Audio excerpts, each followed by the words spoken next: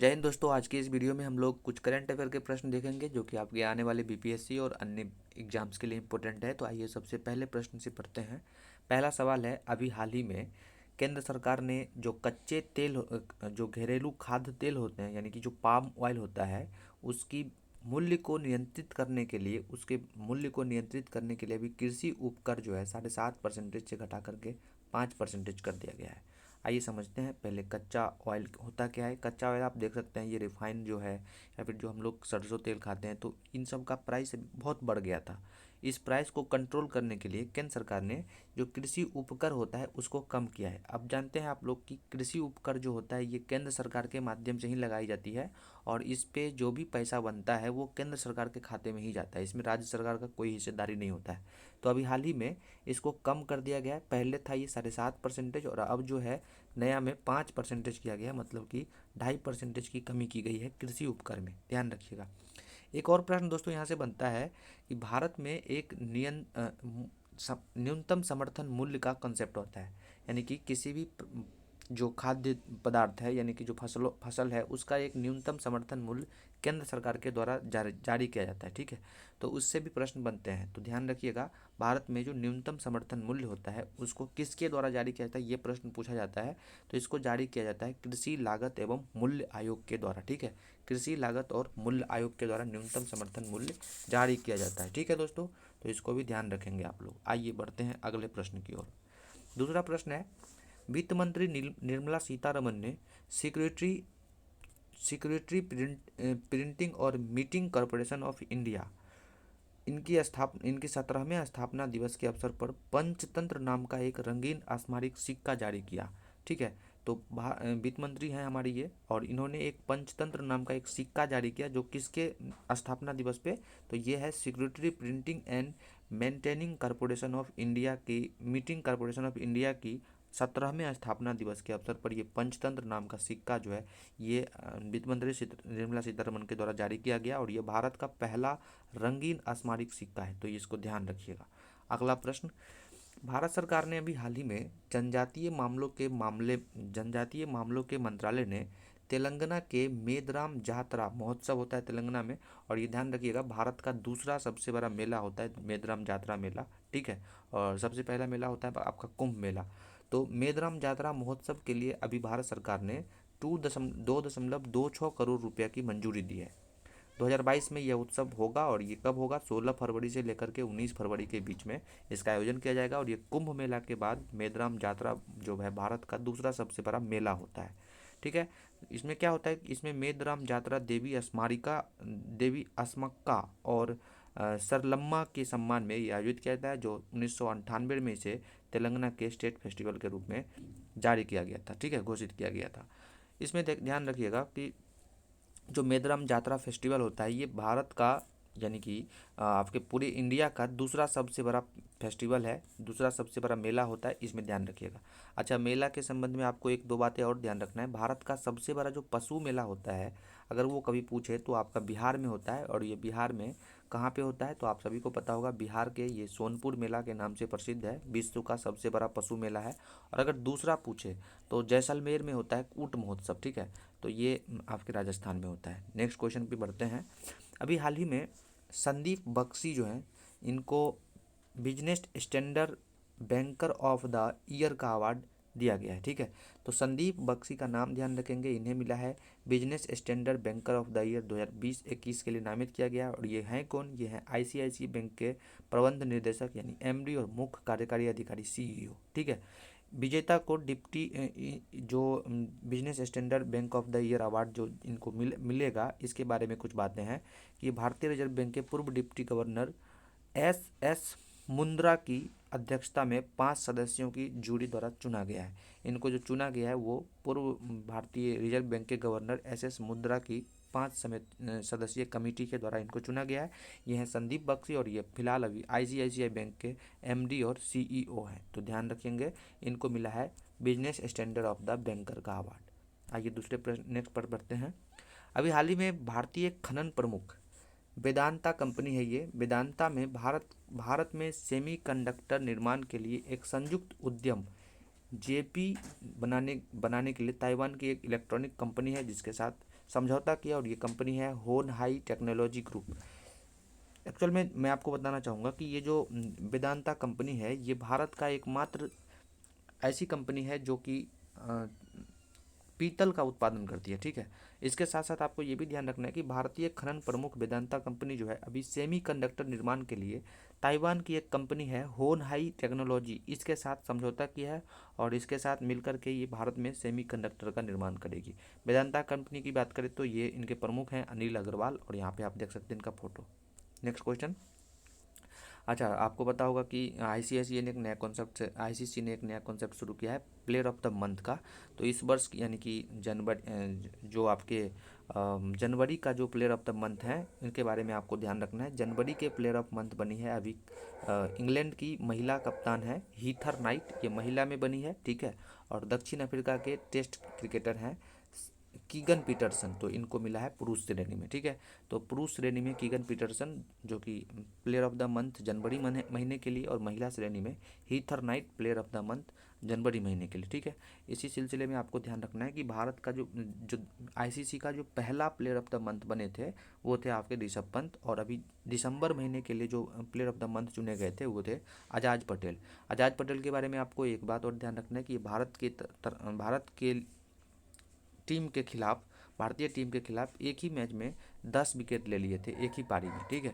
और ऐसा करने वाले ये तीसरे क्रिकेटर बन गए थे। इनसे पहले ये कारनामा जिम लेकर कर चुके हैं और दूसरे नंबर पे ये अनिल कुंबले भी कर चुके थे। आइए आगे बढ़ते हैं। अभी हाल ही में इंटरनेशनल मॉनेटरी फंड ने वित्तीय वर्ष 2020-21 के लिए भारत की आर्थिक विकास दर को घटा करके 9% कर दिया है। तो भारत की जो आर्थिक विकास दर है ये 9% रहने वाला है, ये इंटरनेशनल मॉनेटरी फंड के अकॉर्डिंग है। आइए नेक्स्ट बढ़ते हैं। अभी हाल ही में इंडिगो एयरलाइंस ने अपना नया प्रबंध निर्देशक चुना है राहुल भाटिया को। तो इंडिगो एयरलाइंस ने अपना नया प्रबंधक राहुल भाटिया को चुना है, ध्यान रखेंगे, ये बहुत ही इंपॉर्टेंट क्वेश्चन है। और आपको पता होगा कि अभी हाल ही में एयर इंडिया लिमिटेड के अध्यक्ष और नए प्रबंधक भी बदले गए हैं जिनका नाम है विक्रम देव दत्त, ठीक है। तो विक्रम देव दत्त का नाम भी आप ध्यान रखेंगे। विक्रम देव दत्त जो एयर इंडिया के नए प्रबंध निदेशक और सीईओ सीएमडी जो है चुने गए थे, ठीक है। आइए बढ़ते हैं नेक्स्ट क्वेश्चन की ओर। हाल ही में मध्य प्रदेश सरकार ने शिवपुरी का नाम बदल दिया गया। नाम बहुत सारे जगह का बदला गया है। अभी शिवपुरी का नाम बदल के कुंडेश्वर कर दिया गया है, ठीक है। इससे पहले एकता नगर जो आपका केवड़िया रेलवे स्टेशन है गुजरात में, उसको एकता नगर रेलवे स्टेशन कर दिया है, ठीक है। टांटिया व्हील जो है स्टेशन था उसको जो है नाम चेंज किया गया था, ठीक है।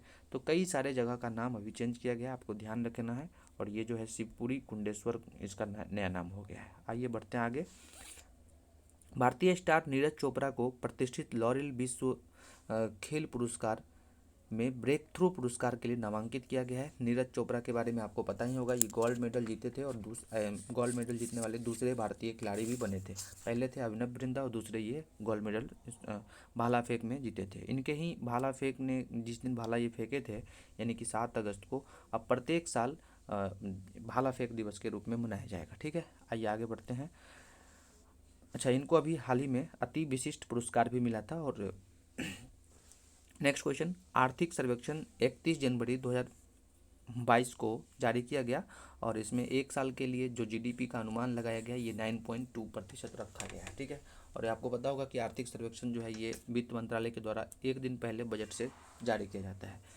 अभी हाल ही में वित्त मंत्री निर्मला सीतारमण के अनुसार अगले 3 साल में जो इस बार का बजट था इसका है, इसमें 400 जो है वंदे भारत ट्रेन की बात की गई है कि 400 वंदे भारत ट्रेन चलाया जाएगा। अगले 3 साल में 400 वंदे भारत ट्रेन चलाया जाएगा। आपको पता होगा कि इस बार के जो बजट है उसमें मुख्य रूप से 4 बातों पर यानी कि 4 पिलर है इसका, जिसमें पीएम गति शक्ति है, सामूहिक विकास है, उत्पाद संवर्धन और निवेश है, और इसके साथ साथ निवेश की वित्तीय मदद है, ठीक है। तो इसी के माध्यम से यहाँ पे जो रेल मार्ग है, जो पीएम गति शक्ति है, इसके 7 पिलर हैं।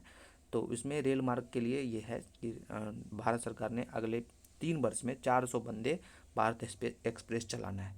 इसके साथ साथ भारत में रेलवे की मार्ग का नेटवर्क का विस्तार भी किया जाना है, जिसमें 2000 किलोमीटर रेलवे बनेगा, ठीक है। और साथ साथ सड़क परिवहन की बात करें तो 25,000 किलोमीटर सड़क परिवहन यानी कि नेशनल हाईवे का भी निर्माण किया जाएगा इस बार के बजट के अकॉर्डिंग, ठीक है। इसके साथ साथ मल्टी मॉडल लॉजिस्टिक पार्क भी बनाए जाने की बात की गई है, जो उसकी total 4 multi modal logistic park जो पीपीपी मॉडल पे बनाए जाएंगे, ठीक है। इसके साथ साथ आपको पता होगा कि रेलवे के द्वारा ही रेलवे एक स्टेशन एक उत्पाद भी शुरू कर रहा है इस बार। और एक स्टेशन एक उत्पाद ये रेलवे का है। इसके संबंध में आपको और ध्यान रखना है कि one district one product Uttar Pradesh का है, जिसके ब्रांड एम्बेसडर हैं अभी कौन है, कमेंट करके बताइएगा, ठीक है। इसी तरह से one school one IAS Kerala का प्रोग्राम है, ठीक है। और वन ब्लॉक वन प्रोडक्ट ये आपका हरियाणा का प्रोग्राम है, ठीक है। तो इसको भी याद रखेंगे। आइए आगे बढ़ते हैं।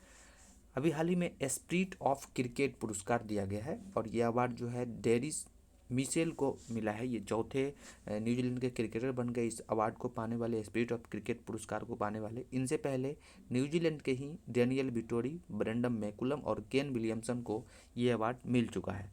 ICC ने साल 2021 में इस विशिष्ट पुरस्कार हेतु न्यूजीलैंड के ओपनिंग बल्लेबाज डेरिल मोसेन को चुना है। मिशेल ने कहा कि अंतर्राष्ट्रीय क्रिकेट परिषद यानी कि ICC स्पिरिट ऑफ क्रिकेट पुरस्कार जीतना उनके लिए एक सम्मान की बात है।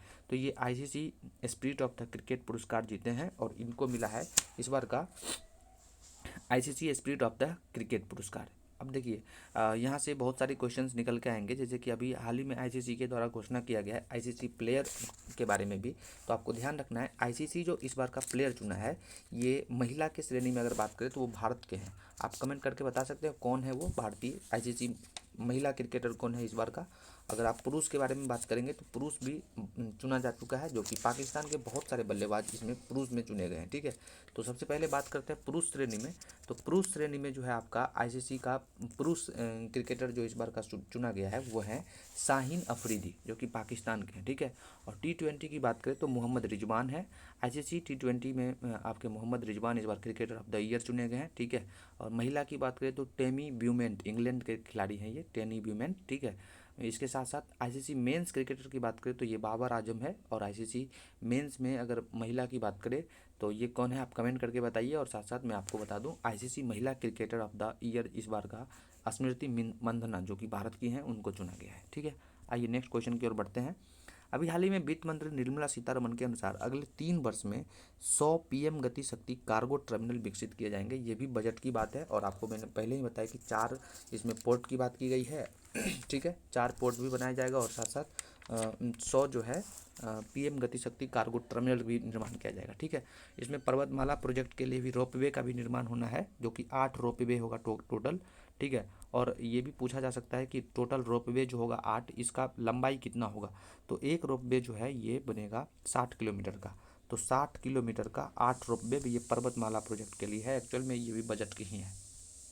आइए, केंद्रीय वित्त मंत्री निर्मला सीतारमण के अनुसार जो अभी बजट पेश किया गया था इस वर्ष इन्होंने जो नेशनल हाईवे है इनके लिए भी लक्ष्य रखा है कि भारत सरकार इस बार यानी कि 2023 तक आपके 25,000 किलोमीटर नेशनल हाईवे का भी निर्माण करेगा, ठीक है। तो उम्मीद करते हैं दोस्तों आपको ये वीडियो अच्छा लगा होगा। आज के इस वीडियो में इतना ही, मिलते हैं फिर नेक्स्ट वीडियो में। अगर आपको अच्छा लगा तो इस चैनल को सब्सक्राइब कर लीजिए और साथ साथ बेल बटन को जरूर दबा दीजिएगा। कमेंट करके जरूर बताइएगा आपको ये वीडियो कैसा लगा। Thank you very much, God bless you all, take care.